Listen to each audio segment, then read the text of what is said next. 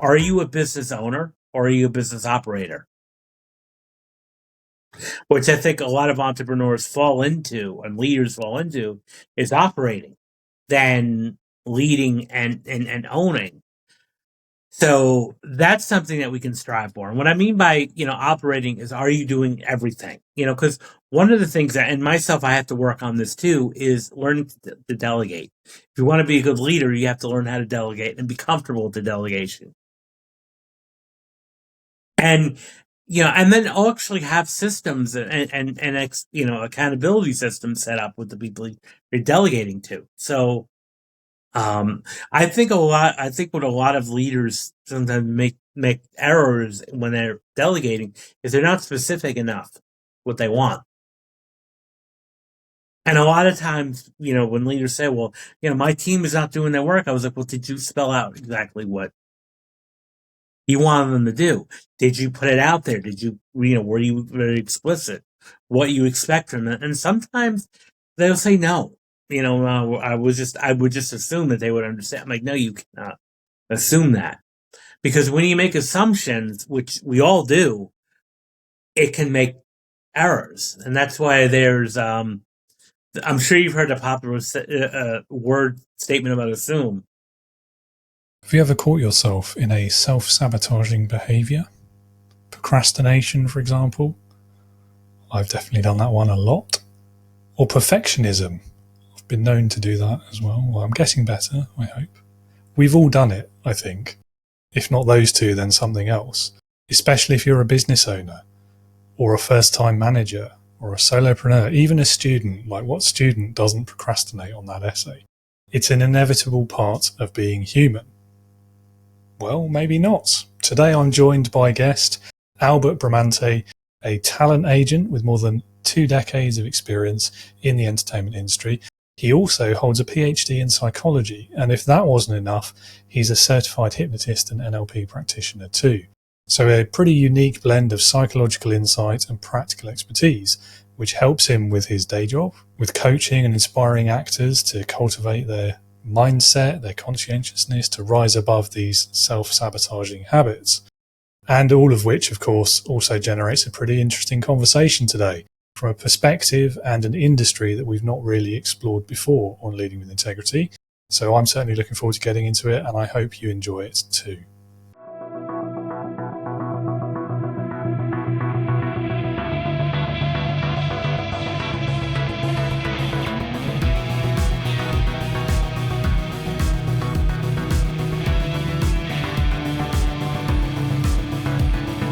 Welcome to the Leading with Integrity podcast.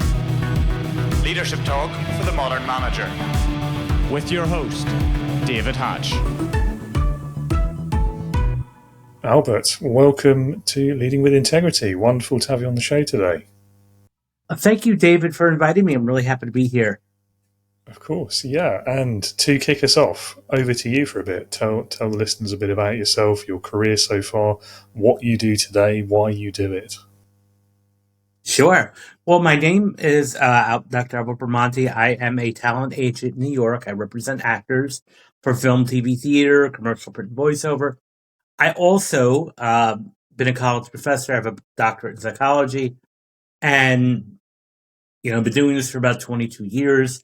I work. I also coach actors, and coach performers, mindset coaching, and especially in the performance mindset area. That's like my specialty. Overcoming subconscious blocks, self-sabotage, fear of success, imposter syndrome, blocks of money. So those are the kind of things that I deal with. And those are the type of people I work with. So I've been doing that for the past, several years as well. I wrote a book in 2024 called Rise Above the Script, and it deals with self-doubt and self-sabotage for performers. And even though it was written for its actors, the model that I kind of work with can apply to really anybody who's performing, whether you're a coach, whether you're a leader, whether you're sales, or even a teacher, presenter. You're still in some aspect performing. I mean, it's quite I guess the word is varied, isn't it? Eclectic. mix of qualifications and backgrounds there. So, I mean, I guess the performance aspect, as you say, is the common thread. But I mean, how did you go from one to the other, or was it all at the same time and just went for everything? Well, yeah, I'm glad you asked because when I was in high school, I was in college. I was very interested in the performing arts at some level. Wasn't an area of focus of mine, but it was an interest. So I was involved in a lot of organizations, drama clubs, and theater clubs, and I took some theater classes and acting classes as electives in college, and I enjoyed the process. And then after graduating with my master's degree, I had happened to stumble across a couple of artist groups in New York City because we were doing some advocacy work after 9/11, which, affected the entire world, but especially in my area of New York. So I spent that kind of like revived the acting interest of mine. Now, so I started off like almost all talent agents do as a performer. And initially, it was interesting to me. It was like a lot of fun, but I really preferred being around actors than being one. But just the environment of being around performers was so invigorating that I really prefer creative types and academic types. Because I've been to academic conferences and they're great and all, but I really feel more at home with creative types than I do with academics. So after a couple of like searching, what do I want to do? I decided I was going to, coach, advocate, and, support actors as much as possible. So the next best thing was to become a talent representative. So 2004, I founded my first agency, my first company. And, I was doing that, so I've been doing it ever since 2004. However, it's something that's very interesting of mine that I was noticing when I was working with so many actors, when I was first starting out, was the theme of self-sabotage that kept coming up. And what I mean by self-sabotage or self-defeating behaviors, or what some people might call it, what would be like in a career sense of not pursuing putting your best foot forward, being your own worst enemy. And that might mean, not showing up for auditions on time, not preparing fully enough. So I was seeing that with the actors I was working with, but even from an educational and teaching standpoint, I was seeing this with students that were, self-sabotaging, that were really good and talented, but they weren't really applying themselves well. I've seen similar in certain leaders over the years as well, political and otherwise. Yeah, and it's really is something that is affects all industries and specialties, even some of the high achieving ones, like the high the people that may look right on paper, like the CEOs or the Fortune 500s, the people that are really leading, or in top peak performers, are often struggling internally, and they might even be engaging in self-sabotage where they could be actually even much more further in their career or their prestige if they got out of their own way. Yeah, indeed. And so when we talk about self-sabotaging behaviours, I guess I'm trying to think of one that people can probably relate to. I guess one that nearly everyone will have done, probably does today, is procrastination, right? Putting off the things that you don't want to deal with for whatever reason. Yeah, and I often, because I'm going to call myself out here too, I'm also guilty of that too. But it is one of the biggest saboteurs, you could say, or what really holds us back is procrastination, or even perfectionism. And it's like, trying to be perfect and everything. And a lot of times when you're so wrapped up in perfectionism or even procrastination, nothing will get done.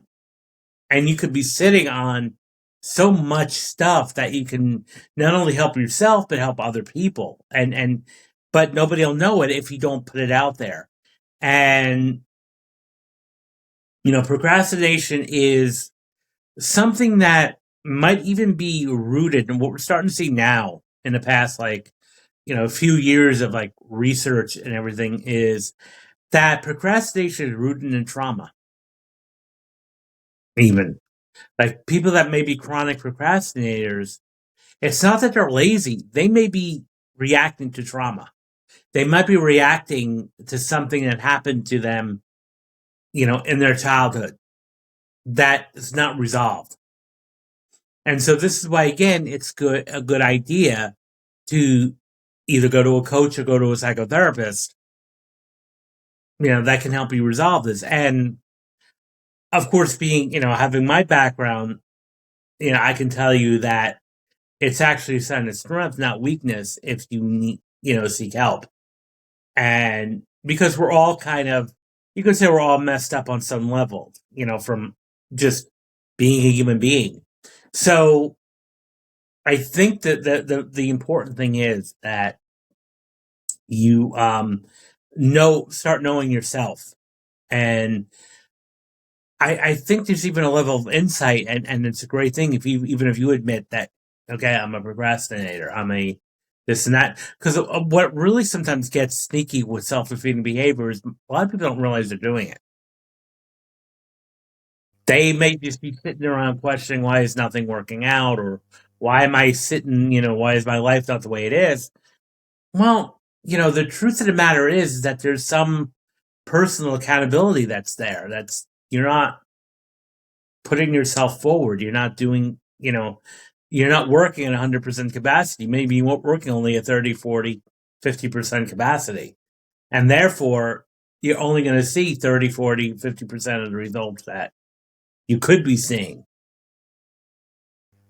Yes, yeah, it makes sense. It's interesting you mentioned the perfectionism thing as well. As someone I used to work with who would very proudly say, perfect is the enemy of the good. And then almost like the next breath would spend 2 hours or whatever looking for the perfect sentence structure in the next email or something. Yeah, well, and I agree. I mean, I've heard that statement too, that perfect is the enemy of good, because if we try to be perfect, nothing will get done. There's an inaction, and it's better to take the inaction, and even if it's a flop, but at least you took the action. And because even if it flops or doesn't go the way you want it to, there's that chance you have that opportunity to revise, enhance. So even for me, the one thing that, and I'll openly talk about with writing my book, I was so much in chronic procrastination with my book that I would sit, in front of a computer screen. And I know a lot of authors can identify, writers can identify. I'll write a paragraph, read it, beat myself up, delete the entire thing. And I could sit down for sometimes I know I was notorious for this, for 2 or 3 hours and getting nothing done. I'm still having that blank Word document on my screen, or Google Doc on my screen. So the one thing that really I had to work even myself out of is look, this book, no matter how you look at it, is not going to be perfect. And, throw that away. And take the reframe that really helped me out, and it really helps other people out too. If you're doing something for the first time, how can you expect it to be perfect? I'm a first-time author. I'm going to make mistakes. I'm going to, let me just do it. And that's the whole thing too, is take that imperfect action. So this way it'll be done, because now it's exciting. I'm working on my second book, and even my third, because I took that action, it was successful. But I could have easily been still sitting there in 2025 saying, I'm going to write a book someday. And only 1%, from what I understand, from what I heard, is only 1% of people who say they want to write a book actually follow through with it. And it's such a small number But when I heard that, it was like kind of like my wake up call, because it was like, I don't want to be that 99% of the people who say they want to read a book and then, take it to my grave saying, I wish I wrote a book. So the important thing is to take action, even if it's not perfect. It's not going to be perfect. And, you're going to make mistakes. You're going to, there's going to be errors. But one way to kind of even take that and reframe the mistakes is, I've often said that failure is feedback. So there's no such thing as failure, only feedback. So if you can take the failure aspect of things and look at it like this is feedback. So I like to call it, and other people call it, like failing forward, meaning, okay, that might not have worked out, or that might not have went as planned. But now you have some data. Now you have some information. Now you have some feedback that you can take the next time you implement something, or the next time you reiterate or do a reiteration of it.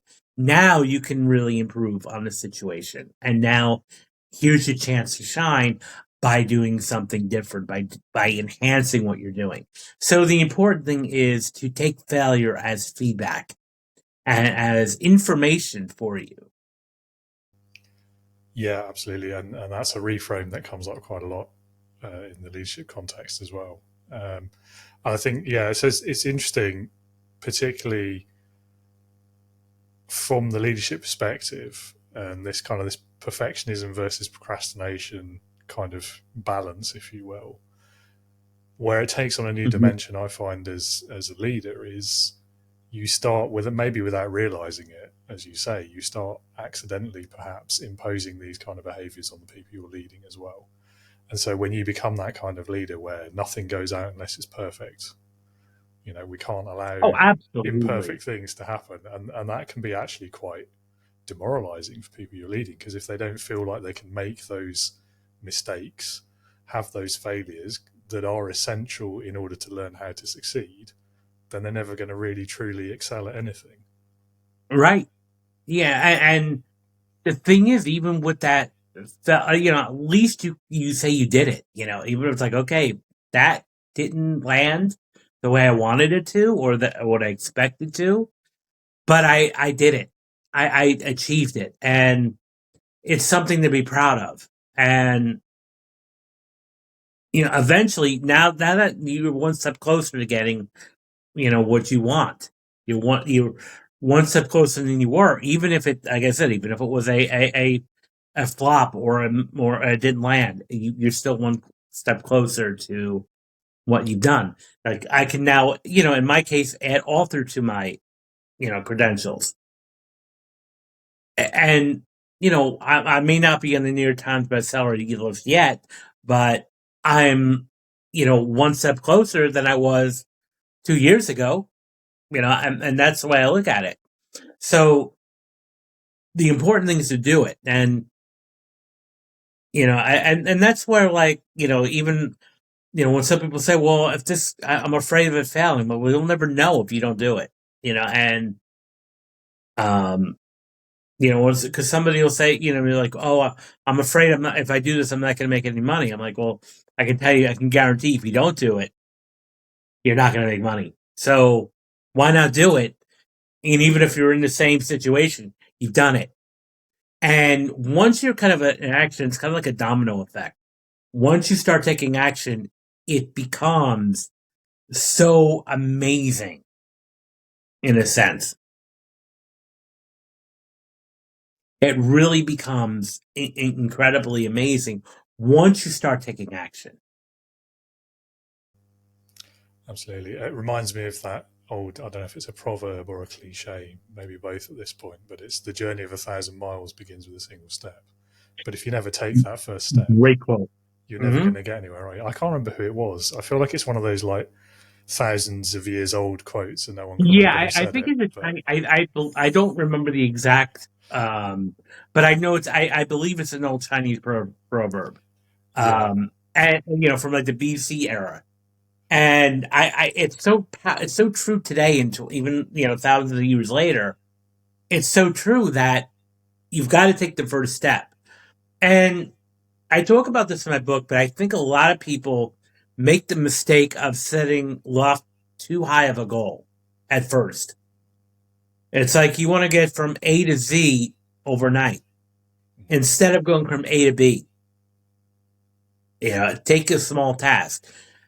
For me, let's say your goal is to get more steps in your day now, or become physically fit now, which is a great goal. But you're not if you've been not exercising for years, you can't expect to be fit overnight. So maybe from A to B might be adding 10 minutes a day of movement to your thing, and then gradually increasing that to more and more things, and then eventually you will get there in a couple of it'll take some time. But a lot of people get discouraged too fast because they set too high of goals. And this is why I'm not a fan of New Year's resolutions. January 1st rolls around, at least in the Western world, and it's like, I'm going to do all of this now. It's a new year. I'm like, well, first of all, it's cliche. And I read a study that over 90% of New Year's resolutions don't stick in the long term. Because it's great to have that lofty goal, but what's a system that you're going to put in place to reach that goal? There's a running joke with a lot of, trainers and gym owners that like January and February are the most crowded in fitness clubs. And then when March rolls around, it's empty again. Because people are making that, lofty New Year's resolution, but not following through. So, and like when somebody says, well, next year I'm going to do this. I'm like, why start next year? Why not start today? Why do we have to wait till a date on the calendar, arbitrary date on the calendar to start? Yeah, I agree with you. It's funny, we had this conversation in the New Year's special at the beginning of this year about New Year's resolutions, obviously. But you're right. I think it's relevant as well for business owners, for like solopreneurs, as well as any kind of leader, when we think about how we translate a strategy and a vision and a grand goal into actually something that's achievable. And it is. I mean, anyone who's going to do something like that, that you can't go straight to that top level KPI or whatever it is. You've got to break it down into achievable steps to get you to that end state, haven't you? And when you think of it in those kind of business terms, most people will just be like, well, yeah, of course, that makes perfect sense.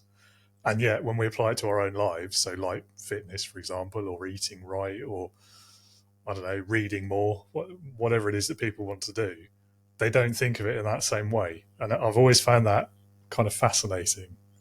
Mm-hmm. Yeah, it is. It is very fascinating. So, yeah, and I guess from your psychology perspective as well, you know a lot more about it than I do about why our brains do these things, I'm sure. yeah, I mean, we're always striving to do better, and there's nothing inherently wrong, incorrect with that. It's just the implementation, the action needs maybe enhanced, and that's why having a system, and having a goal setting system in there, like something that's specific, actionable, within reason, and having some sort of actionable thing there. So the one thing I often say, and especially coming with, if you want to follow through, which is what really integrity is all about, are you following your word, is what actions are you going to take? So one of the things that I often say is, someday, this is one of my coaches I borrow from, is someday is a myth. When you say, someday I'm going to write that, and I'll talk to people like, oh, you're an author. Well, someday I'm going to write a book. And the coach part of me, which is obviously I'm not coaching in a lot of these conversations I want to be, where I'm like, okay, I pull up the calendar. I'm like, so tell me when the first chapter is going to be done. Tell me what date. Because if you sit there and say, someday I'm going to do it, it'll never happen. What actions can you take today to ensure that's going to happen? Because when you put it on your calendar, and this is not, Tony Robbins, a lot of business coaches, reiterate this. So it's not like something I come up with new, but when you put it on your calendar, it's real. It's there. It's gonna it's gonna be there. So what date? Start putting things in your calendar, even if it's simple things like I'm gonna, answer these batch of emails, this time of the day. Because when you put things on your calendar and manage your calendar, your life is more masterful and you're more productive and you're going to say what you do. I was talking to people that run several companies and yet spend a lot of time with their families, and they will say, I'm not busy. And you would think, well, you have all this going. No, they have systems set up. They have systems. And then you also see a lot of people that are, spending, blood, sweat, and tears, 80 to 100 hours a week of operating a business that's not going anywhere. Because the one thing that, I think we can all equate is that being busy and being productive and successful are two different things. Busy is, and I was actually reading an article that made a lot of sense. I forget the author, but it was like why being busy is not ideal. And why being busy, saying you're busy, is more of a, of a non-productive thing. Because again, it's what action are you just doing this work just to keep busy? And I remember last year I did a business mastery summit with Tony Robbins, virtually. And the one thing that kept coming up, which really makes a lot of sense, was, are you a business owner or are you a business operator?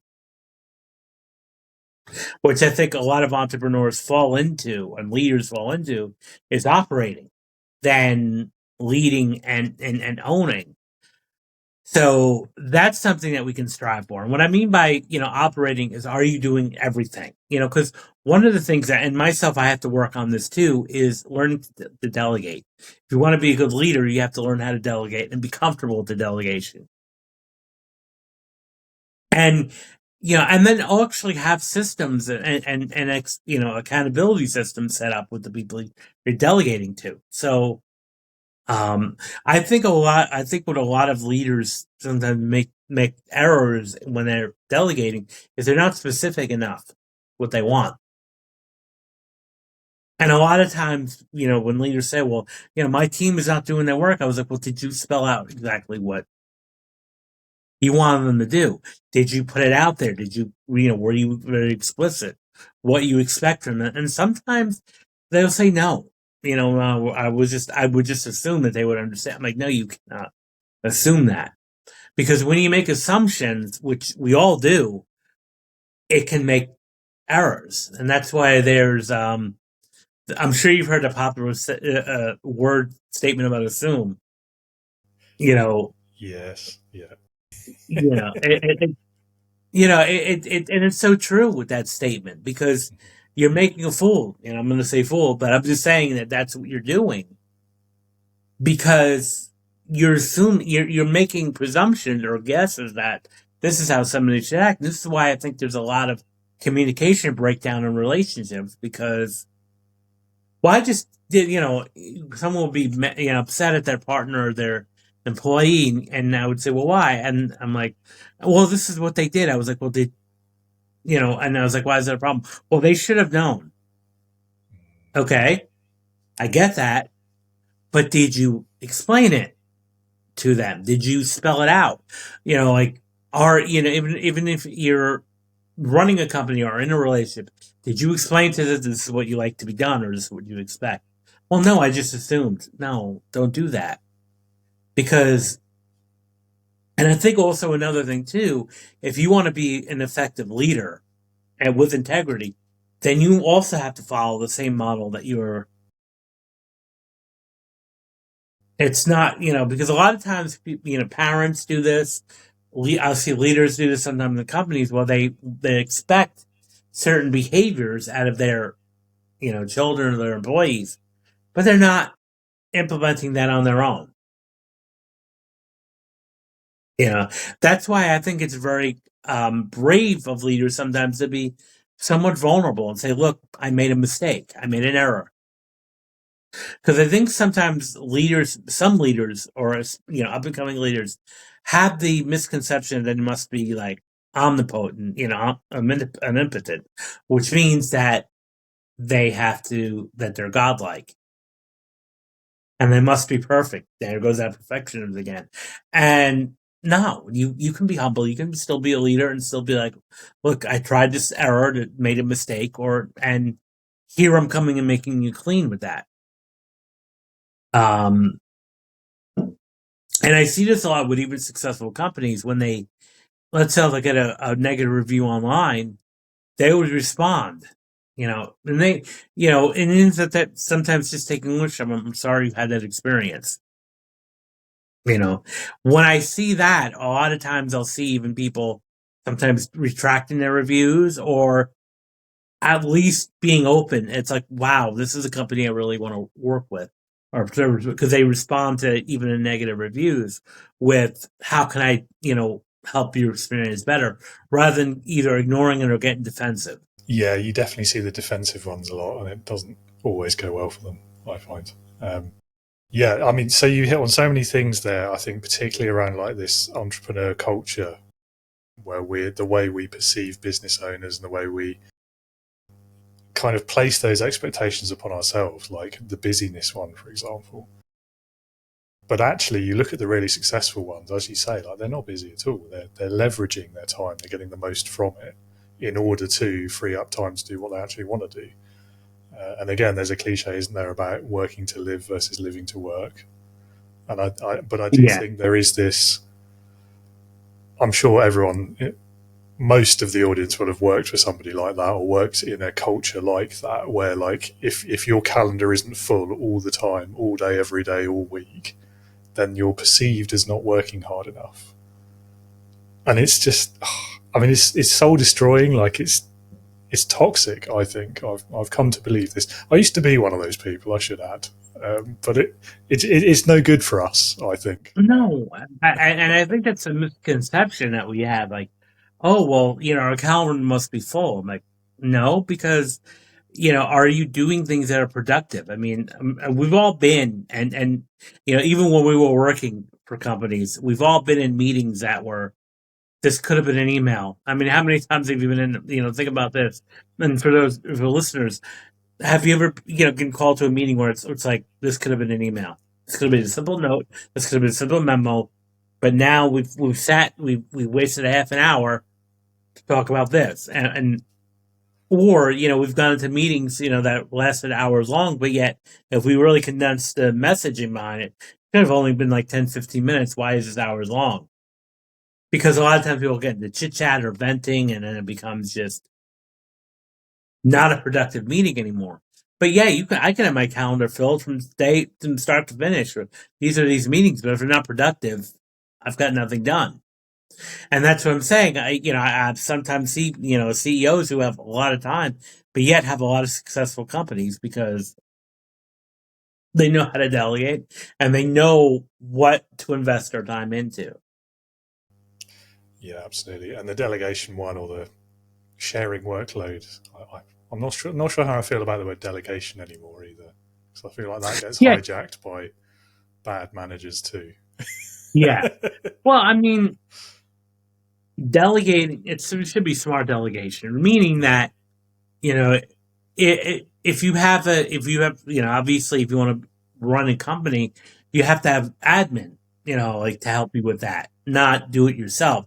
And some people are like, well, I don't trust the because it's their own perfectionism. I can only do it my way. I'm like, no, you have to learn to sometimes let go and let someone else take charge. But then that's where with the integrity aspect comes in. Well, this is why you should do thorough training. This is what you expect. These are the systems you want them to implement. This is the way you've done things. And this is how you'd like it to be done, and have all that expectations laid out in that training manual. This is why I believe that like writing things out. Even for like with my agency, we have like what we call an intern Bible where we actually lay out what we expect of our interns to do. So that they can actually start working without even like checking in, saying, "Is there anything? Okay, this is what this." Because it's like, okay, this is what I expect you to do on a daily basis. When you come in, do X, Y, and Z, and then as things come up, things will happen, and that's where I would then talk to them. But what I like about that is very often, like I said, they've already been working. Like the day starts without me having to say anything because it's already laid out. This is what I want you to do. So I think having that out, like really having a detailed procedures of what you want the people on that you're overseeing to complete, and how you want it to be done, and all of that. And also being a great leader is not just pointing out flaws, but even celebrating successes.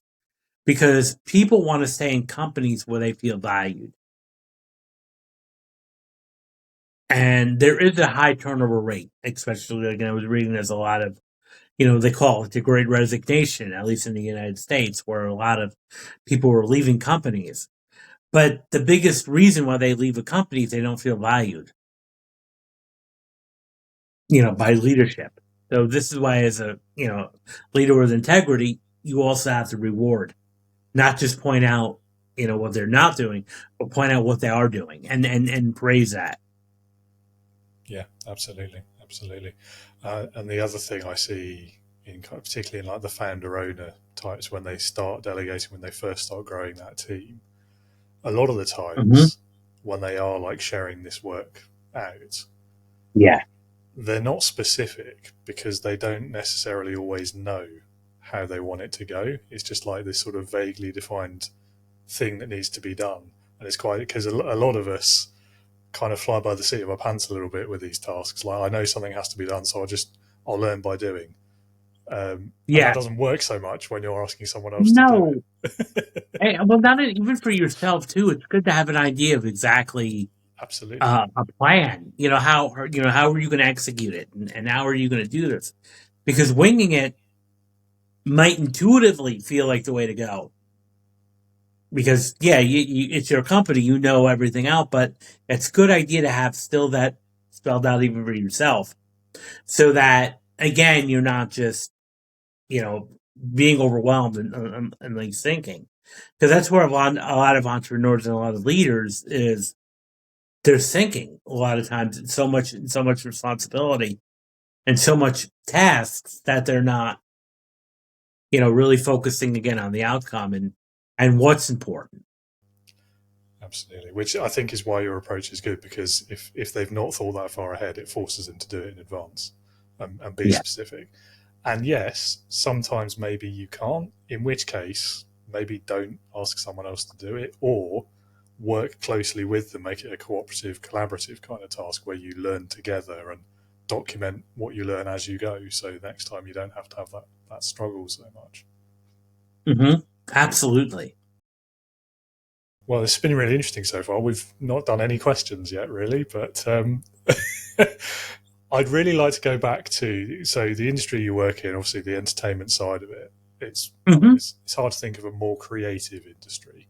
So I'd love to hear like your tips, your advice particularly for first-time leaders, new managers, and what you think they might be able to learn from that industry about how to cultivate creativity, how to build trust. Well, the important thing with creativity is a form of intelligence. It's actually something that we're all, as human beings, are inherently drawn to. I mean, especially any parents who, or you've worked with children, they have very vivid and creative imaginations. Now, sometimes, depending on the culture that they're in, the environment that they're in, sometimes that creativity is stifled. We're told stop daydreaming, or get more serious. Like even for me, a lot. One of the major criticisms I had from school teachers in the school system was that I was daydreaming a lot. And I do that. I'll admit it now. I'm a daydreamer. But that was a constant, regular feedback that I received that I was a daydreamer. And so, but I think what we need to do is keep in touch with our creative side. Because it's something natural that we all have, some sort of. Now, what that looks like for every person may be different. Some people may be painting and art or reading or, or writing or music or doing, but the important thing is whatever that is that you do, you should have an outlet. You should set, even if you're in a purely business setting, like let's say, again, running a Fortune 500 corporate culture, you can still implement creativity in there. And it's important to do that. Take breaks, take creative breaks. For me, one thing I noticed, when I was a student, I liked, and I still do today, when I'm reading or when I'm studying, I like to have music in the background. And that was not what we're told. We're taught in school, like, you need to concentrate fully on your studies. You cannot have any distractions in the background. Like, that's so not true. I wish that, that needs to be debunked. Now, yes, I mean, depending on the type of music, you may not want, maybe not having heavy metal in the background, but now that could work for some people. Definitely does for me. Yeah, 100%. Yeah. It'll just enhance the creativity. And there is a one of the models of modern models of intelligence, which we call multiple intelligences, is music is one of them. So we need to be enhancing that outlet. So this is why I think it's great to be listening to music while you're working. I think it's great to have a good playlist while you're doing it, because that's your creative side coming in there. And what all creativity is finding different solutions, like thinking outside the box. And even in a corporate, strictly leadership position or corporate environment, you could come up with solutions to problems that people didn't even think of because you're activating the creative side of your brain. So, like I often say, try to do stuff that will enhance your creativity. Go to art shows, go to listen to music, go to, go to movies, go to, different events, cultural events. Even go to things that you may not think you might like initially. Expand your horizons, and that's the important thing. And that's really what the benefit of creativity is. You just expand your awareness of things. And we all need creativity in our lives. And that's why another thing I often talk about is having hobbies, leisure activities, so that you're not just buried in your work 24/7. You have hobbies, you have interests, you have outside things that bring you joy and inspiration, and you're not just working in work mode 24/7. So yes, creativities are important. Now, the one lesson that I feel can apply to all things to work, to being in the entertainment industry, is perseverance, is resiliency, is grit. Because the industry that I'm in, I feel it's one of the most exciting industries. Of course, I'm biased, and mostly every leader will feel that their own industry is the most exciting, which you should. Because if you don't feel, then you're in the wrong. Why are you doing this? So, having said that this is the most exciting industry, realistically, there's also the most competitive. Realistically, is the most the toughest industry to break into. It's a challenge, and there's going to be more no's than there are yeses, because the performing arts industry is saturated, overly saturated, and this is worldwide, not just where I'm at in New York, which is like the entertainment, one of the capitals of the world for, especially with theater and Broadway. We have Broadway, so we have hundreds of thousands of actors, kind of at any time in New York. And then, of course, if you go to Hollywood or Los Angeles, now you're talking with so many more actors. So I think one of the recent estimates said there's like over 500,000 working actors just in the United States alone. And only 2 or 3% of them are working steadily. The other 97 to 98% are, even though they're called working actors, are out of work and need survival jobs where they, some of them will work in real estate, some will work in bartending, some will work in education, where they can still, somewhat express their creativity in just another outlet, but while they're waiting for an acting job to come in. So, but especially when you're a young actor, you just graduate from conservatory, university, and you're so excited, you see the lights on Broadway or the Hollywood sign, and you get this major rush of inspiration, and it's great. But that can unfortunately fizzle out very fast when the gravity of the competition and the constantly putting yourself out there and being told no. You're not today. You didn't get the role today. That can start to add up over time. And what I've seen in my years of doing this is there's a high turnover rate amongst actors where they may start out for the first year or two where it's like they're so excited and then they just give up or go to another profession. I'll give you an example. There was a school in Long Island, New York. They had a Bachelor of Fine Arts program in theater. And I went to one of their graduating showcases and they had about 16 students that were graduating with, going to be future actors. And one of the graduates I had signed to my roster, signed to my agency. And a couple of years later, we had met for coffee, just to do a catch up. And so I asked her, I said, well, how are your classmates doing? What's everybody up to? You guys all keeping in touch? And she looked at me, honestly, she said, she really doesn't keep that in touch with that many of them, but what really stood out to me was 14 out of 16 are not acting anymore. They're, either going to corporate or other types of jobs and just put their, acting, career on hold or surrendered it. And I'm thinking to myself, I was like, that's really sad, almost. Now, maybe they realize that this is not what they want to do, and that's fine, but I often think a lot of people just quit. And then another time I was after a performance, I went to this conservatory. They do showcase performances for different plays. And I remember after the show, I was in the cafe getting coffee, and I was overhearing a group of people, the next table are alumni of this program. They've only been out for a year, and they're already talking about putting a towel in. And I'm like, of course, I'm not going to jump and hijack the conversation.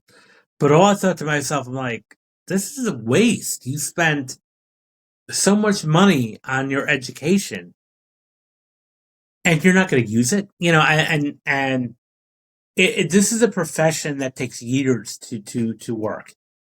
And I think another thing that's really important for actors that we can learn from the business world is you need a business sense and acumen. So that's why it's called show business for a reason. The second part of that word is so important. Business.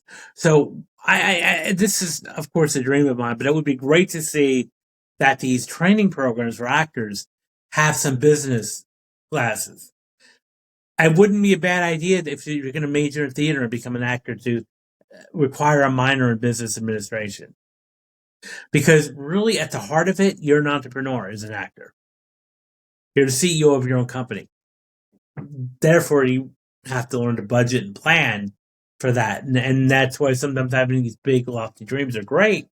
But, if you don't have a plan to action, where it's like, what's your 10 or 20-year plan? And that's minimum. How are you going to survive and thrive in this industry? There's a few podcasts I listen to myself. One of those, because I'm a a big Battlestar Galactica fan, is Katie Sackhoff's.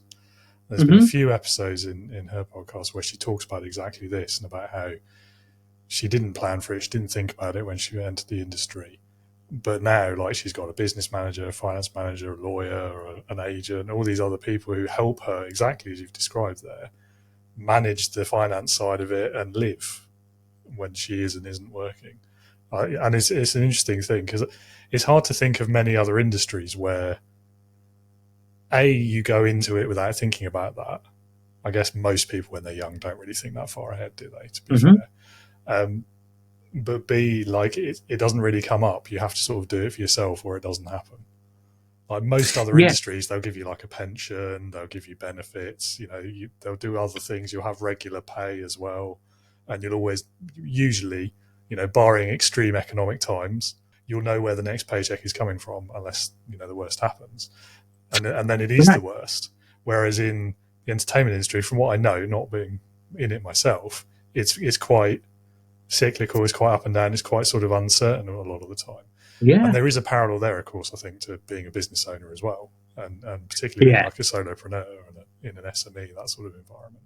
Well, yeah, I mean, there's no guarantee when you're going to get your next paycheck. And it's not like, okay, you work for this company and you get yourself established and you can work in another company. What actors, or especially when you work in a gig economy, is what entertainers do. It's a gig to gig, not a job, not a career.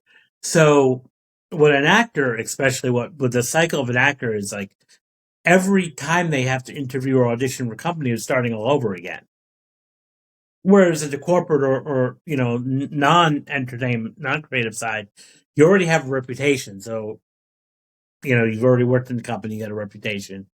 You don't really have to prove yourself each time. Whereas, as an actor and entertainer, you have to constantly keep proving yourself over and over again. And that can get overwhelming at times.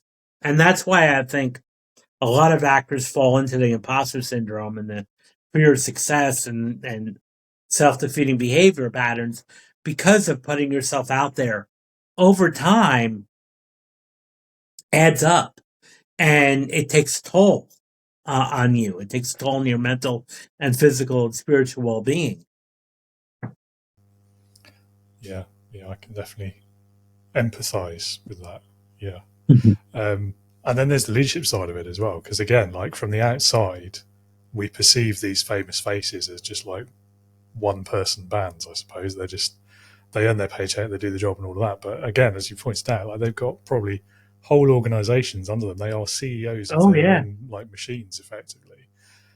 And then there's a lot of people behind the scenes, yes. Yeah, and then you read about some of the stories, I'm mentioning no names, of like the way people behave on set and how they become perceived as difficult to work with, and the dismissive kind of attitudes and the holier than thou and I'm famous, don't you know who you're talking to, all of that sort of stuff.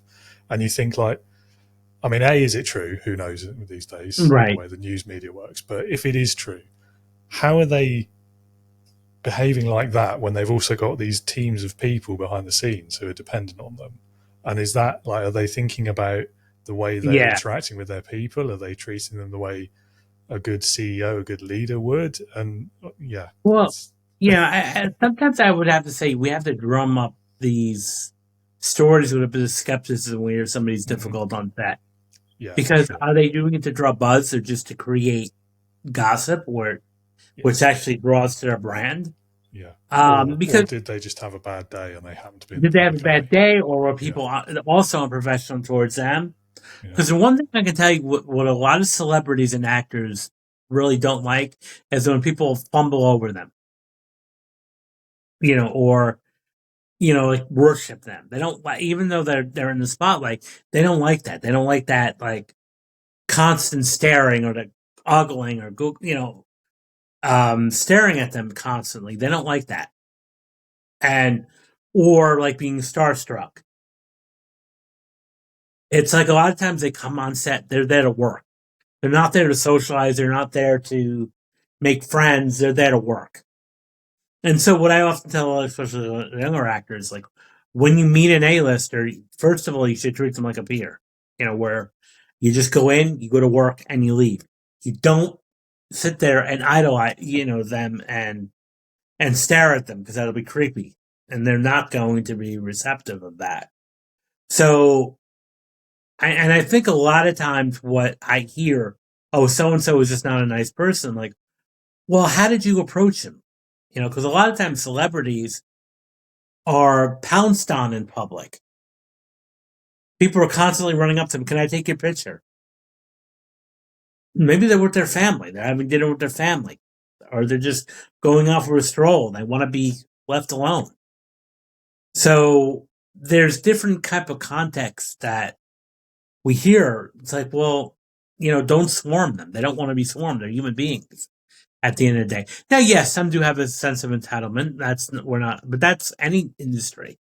Sometimes people that are very, have that pompous entitlement, and you're going to deal with that. But one thing to keep in mind, especially with a lot of entertainers and actors, is what we sometimes forget, I think, as a society, is that we're not separating the character they're playing and the real person that they are, which are two different things. They're two different people. Their persona that they play on screen is much different than their actual being self. And even musicians too. It's like the one thing I noticed with working with, my years of working with actors and even performers in general, is a lot of them could be very introverted. Yeah, and they may not seem it. Well, they had this larger than life personality on stage or on screen, but I'm like, but they're also very soft spoken off camera because they're not acting. They're really not necessarily performing for an audience. They're performing, as their own creative outlet. So they're going to put on this persona or this hat of being this larger than life character. Because that's what I hear a lot of times too. Like when people meet an actor, even musicians, like, well, they seem so brash and bold on stage, but they're so very timid and soft-spoken in real life.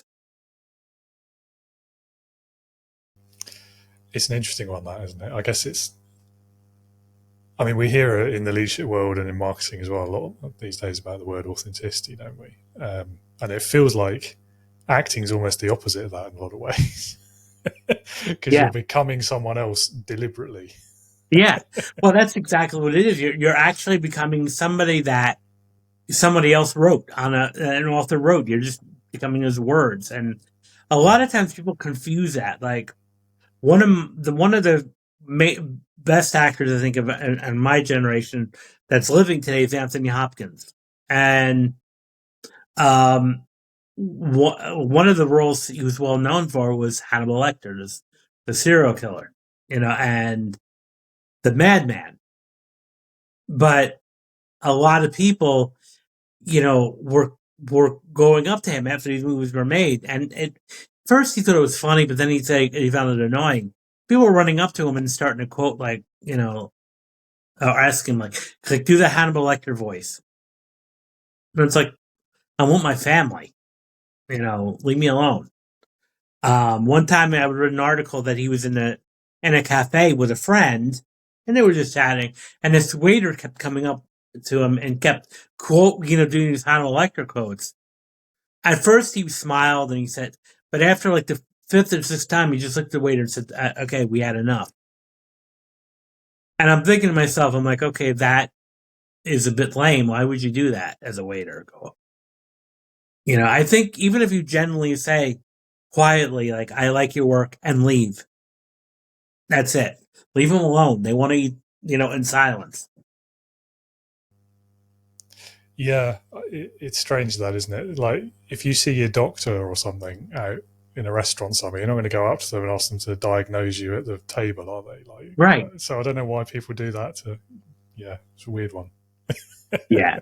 Well, I think because, we see these on screen, and I think a lot of people feel like they're one of us, and it's intimate, but these people are working. That's all they are doing, is they're working their own way, their own business. They're playing this character. They're doing a job, and that's, at the end of the day, that's all it is. And that's where a lot of people, I think, get confused with, with actors. And, they're there is that separate personality. So that's why, like I'll be honest, when I hear actors being difficult or or hostile or rude, I often have to kind of take that with a grain of salt. Because it's like, okay, well, how did you approach them? Where were they rude? Okay, well, maybe they didn't want their picture being taken when they're out with their family. Yeah. Yeah, maybe you deserved it. Yeah, exactly. Yeah.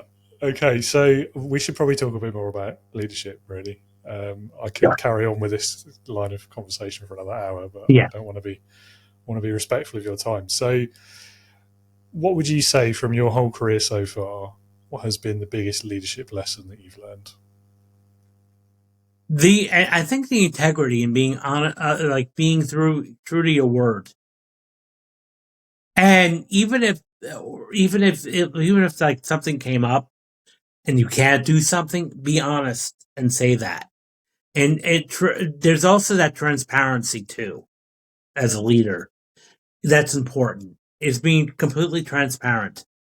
Like even when I work and I bring on and I sign an act at my agency, I'm upfront with them. I'm like, look, I'm going to make no guarantees to you right now. I am not going to guarantee that I'm going to make you a star. If you want somebody, I'm not the right agency for you. And also, I think with a good leader with good integrity is also being able to say no to certain things and certain, opportunities. Because, especially when you're young, you're presented, when you're early in your career, there's the idea that you have to say yes to everything, and that's not true. Learning to say no is also a very important skill as a leader. And just in general in life, learning to say no to things. Yeah, absolutely. I mean, again, like the saying no from like the business owner perspective, as a leader, like setting boundaries, whether it's telling a waiter to leave you alone or explaining to your boss that you probably aren't best placed to respond to emails at 2 o'clock in the morning. But that setting those boundaries is really important. Not just. Sorry, go on. Yeah, not just for your sake, but for everybody's sake. I mean, absolutely. And there's nothing wrong with gently doing that and telling your boss, like, look, my weekends are my weekend. I'll help you. On next week, whatever you need, or business side, but I'm not going to be answering my emails at 2 a.m. in the morning. And I know some people that are like that. They're like, my weekends are my weekends. I had one of my colleagues when I was one of colleges I was teaching at put it in his syllabus, his contract, in the beginning of the class, like, do not email me over the weekends. I will not respond. You reach me during Monday through Friday during the day. I will answer your emails in a timely fashion. But do not expect to email, respond on the weekends. And I'm like, I respect that. Absolutely, and it doesn't have to be done. I mean, like you say, you can do it politely and nicely. You don't have to very be polite, mean about it, but it's still being firm.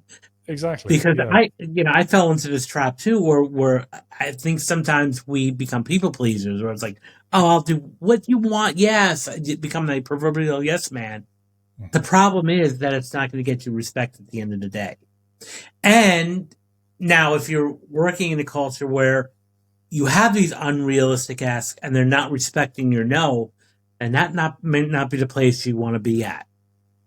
Indeed. At the end of the day. Indeed. And there's that conversation to be had, isn't there? Whether it's, this doesn't work for me, thanks for the opportunity, I'm leaving, or if you would like me to be available 24 hours a day, this is how much more it will cost you.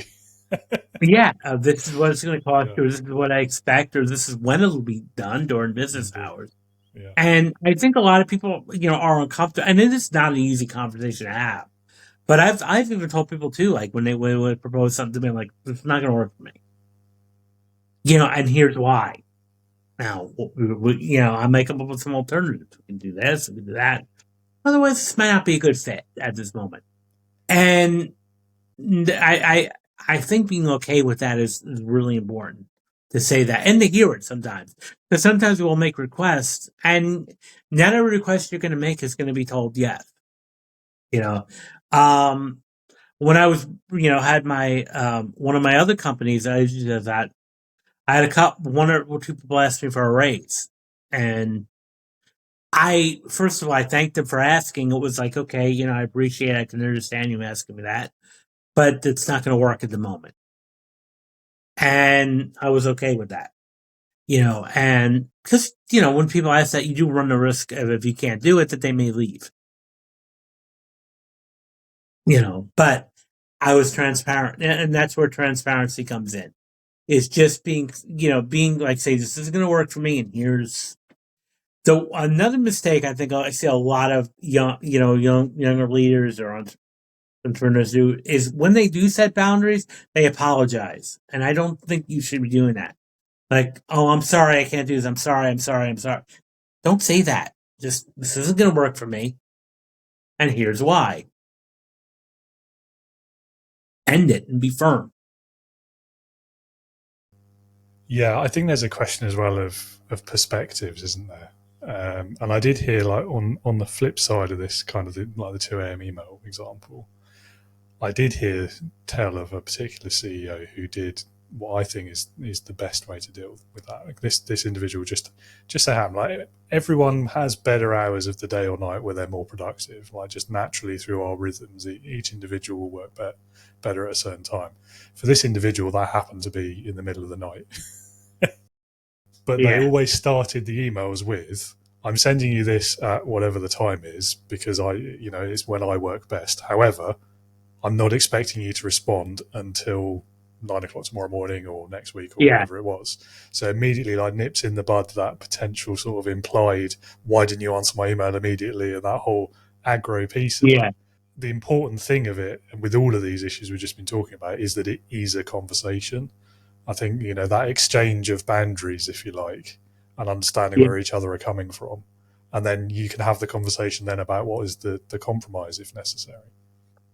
Of course. And here's, this is even another trick that with technology now, when sending out emails, and this is one thing I do too a lot, is schedule your send. So, because sometimes I will respond to emails in the middle of the night, but I may not want it to look like I respond in the middle of the night, so I'll schedule it for the next morning to go out. You can do that too. You can. Whatever, and we've been able to do that for like 30 years, and yet nobody's ever done it. Yeah.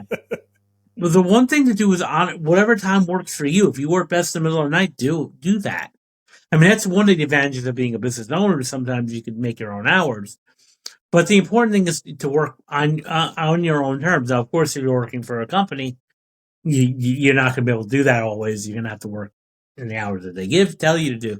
But the important thing is to also have alone time and leisure time. So this goes back to what we were saying earlier about having, working 68 hours a week is not productive.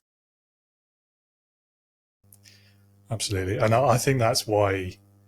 So there's been a few experiments in recent years, haven't there, with like 4-day work weeks and 3-day work weeks, and they found that actually productivity increased. And I think that's why. It's because when you're like forced to work these 60, 80 hours a week, you're not achieving anymore. No, the same outputs are happening in a much shorter period of time. Well, yeah, now you're going to be tired. Now you're going to be irritable. Now you're going to be, working in a deficient mindset that actually may be actually counterproductive. Absolutely. than to be productive than working all that time.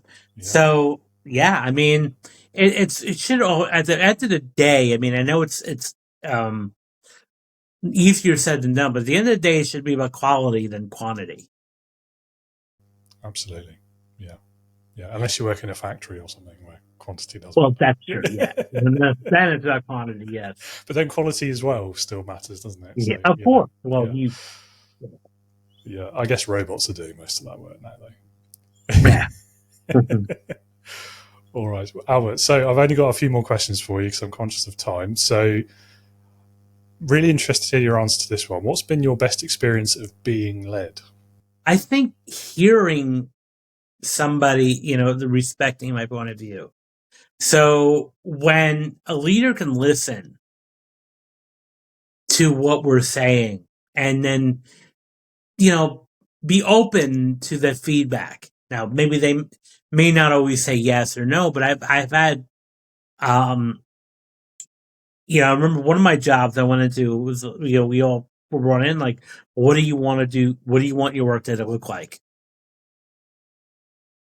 And I just thought like, wow, this is amazing that just even asked, Now, of course, they may not be able to accommodate everything, but the point is that they were interested in everything. So my best experience, I would say, is when a leader listens to and cares about how, what the people think that are working under them, or cares about their well-being. Yeah, I agreed with that. Listening is leading. And earlier on, like you touched on one of those myths about leaders thinking they have to have all the answers. I think as a subset of that maybe is this idea that the leader is the one who speaks, the one who talks, gives the big speech on the mountaintop or whatever it is, leading from the front, all these other sort of cliche phrases. Whereas actually, I think the opposite. I think, so if you're in a meeting or whatever, the leader shouldn't be the first one to speak. They should listen first, gather those points of view, those perspectives before doing anything else. But it's very rare to find a leader who will actually do that. Because we get it in our own minds, don't we? Like, oh, I'm in charge. I need to talk. I need to go and lead that meeting. Easily done. Mm-hmm. All right. So a time travel question for you. If you could go back in time to any point in your life, how far back would you go, and what advice would you give to your younger self? I probably would go back to like when I was actually 17, 18. And the one thing I would really just tell myself is to stop caring about what other people think. Don't try to impress people. Stop trying to impress people. That's a great bit of advice. Yeah. I don't think that's exclusive to teenagers, though, is it? Although perhaps that's when it matters most. Yeah. Leadership Heroes. Okay, last question. Always my favourite one as well. It's called Leadership Heroes. So if you had to pick one person, but it could be anyone you can think of, so they could be alive or dead, past or present, real or fictitious, but it's someone who, in your opinion, would perfectly embody leadership. Who would that be for you, and why? I would have to say, probably one of our U.S. presidents that's dead now, would be Ronald Reagan. And the reason why I chose Reagan is because he was human, compassionate. He poked sometimes in fun at himself, and told a lot of jokes, but also was very compassionate and serious, and followed through on his word. I think you get bonus points. I don't think anyone's chosen him before. Mm-hmm. Well done. Yeah, it's an interesting one. I mean, he comes up a lot recently, doesn't he, in certain comparisons, kind and unkind. Yeah, I mean and that's what I'm saying. Like, it may not be the most traditional choice, but and I think that could be even looked at like whether you agreed with him or not. Mm. These were the qualities that he embodied. He was a leader. Yeah, and I think he's a little bit beyond my memory, but from what I've studied of him since, he was relatable, I think. So like they're telling the jokes, they're not taking himself too seriously all the time. Yeah. I think that made people like relate to him and kind of respect him, even if they disagreed with his politics on occasion. Yeah, interesting choice. Thank you. Mm-hmm. Well, Albert, thank you so much for being with us today. Really enjoyed this conversation. We've gone on all sorts of wonderful tangents that I wasn't expecting, which is always the sign of a good conversation, I think. So before you go, if anyone in the audience would like to learn more about you, is there websites or social accounts or anything you'd like to point them towards? I would definitely point you to my website, albertbramante.com. I have a lot of recordings on there that you can listen to. And then I would also, follow me on LinkedIn, because I post a lot of thought articles and other short form content. Lovely. Okay, well, and I'll pop those links in the show notes so everyone can find them easily. Great. Lovely. Well, thank you again for your time. Have a great rest of your day. All right. Thank you. Bye. Thank you, Albert, again for your time and for that conversation today. I really enjoyed it. I'm sure the listeners and the viewers got loads out of it too. Speaking of whom, if you would like to learn more about Albert, his book, or the work that he does, do check out those links in the show notes.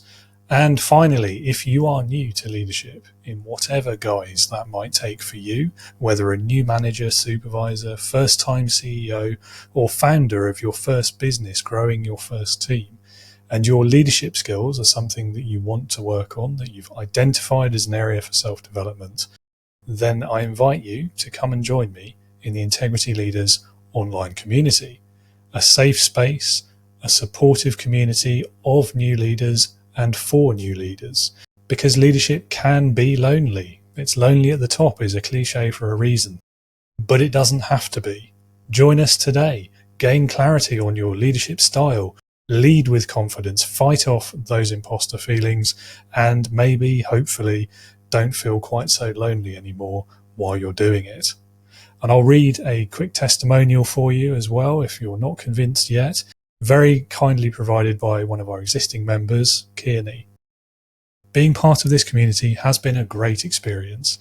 David's welcoming presence and industry expertise create an atmosphere of trust and growth.